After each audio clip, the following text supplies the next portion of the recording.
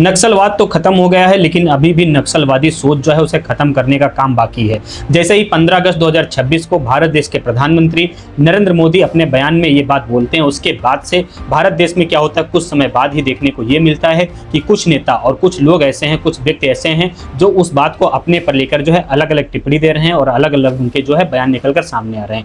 अब क्या जो है नक्सलवाद खत्म हो गया है, तो जिन लोगों के अंदर नक्सलवादी सोच है उसे खत्म करने का काम नहीं होना चाहिए, क्योंकि जो नक्सलवाद है वो भी एक तरीके से आतंकवाद ही माना जाता है। वो भी जो है देश के विरोध में काम करता है, कहीं ना कहीं से जो है उसे भी आतंकवाद के श्रेणी में ही रखा जाता है। अब नक्सलवादी सोच क्या होती है, नक्सलवादी जो है व्यक्ति वो क्या होता है, जो नक्सलवाद होता है, अगर कोई व्यक्ति है वो देश के विरोध में काम करता है, कोई भी ऐसी गतिविधि करता है जो कि देश के विरोध में हो सकती है, तो उसे जो है नक्सलवाद और नक्सलवादी सोच कहा जाता है।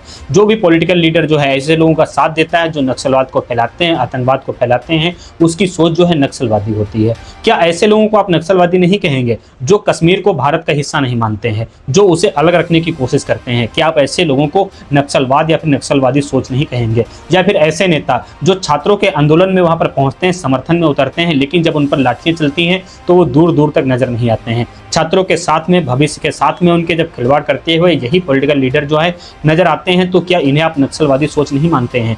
क्योंकि जो भारत देश का जो छात्र है वो भारत देश का फ्यूचर है, अगर उसके साथ में खिलवाड़ किया जा रहा है तो वो नक्सलवादी सोच से भी बदतर सोच रखते हैं वो लोग। और वहीं पर जो है जो शिक्षा व्यवस्था डूबती हुई नजर आ रही है, जो भ्रष्टाचार है, करप्शन है, ये सारी जो चीजें हैं, ये क्या नक्सलवादी सोच के तहत में नहीं आती हैं? और ये जितने भी लोग हैं, अगर कोई भी व्यक्ति जो है भारत का रहने वाला है या फिर भारत के बाहर का रहने वाला है, नेता है, बड़े से बड़ा पॉलिटिकल लीडर है, अगर कोई ऐसी गतिविधि करता है जो भारत देश के विरोध में वो कार्यरत है, या फिर कोई ऐसा व्यक्ति है जो भारत देश के विरोध में कोई काम कर रहा है, उसके समर्थन में वो नजर आता है, तो क्या उसे आप नक्सलवादी सोच नहीं कहेंगे? जब इसी भारत देश में कुछ लोग ऐसे पकड़े जाते हैं जो आतंकवादियों जैसी जो हरकतें करते हुए नजर आते हैं, जब इसी भारत देश में कार ब्लास्ट करी जाती है संसद के पास में, तो क्या वो नक्सलवादी सोच, आतंकवादी सोच या फिर वो आतंकवादी संगठन के तहत में वो चीजें नहीं आती हैं? अब अगर भारत देश के प्रधानमंत्री ने अपने बयान में ये बात बोल दी, तो इतना कौन सा बड़ा इशू खड़ा हो गया है जो पॉलिटिकल लीडर उसको उठाकर जो है झंडे पर लगाकर फिर चल रहे हैं?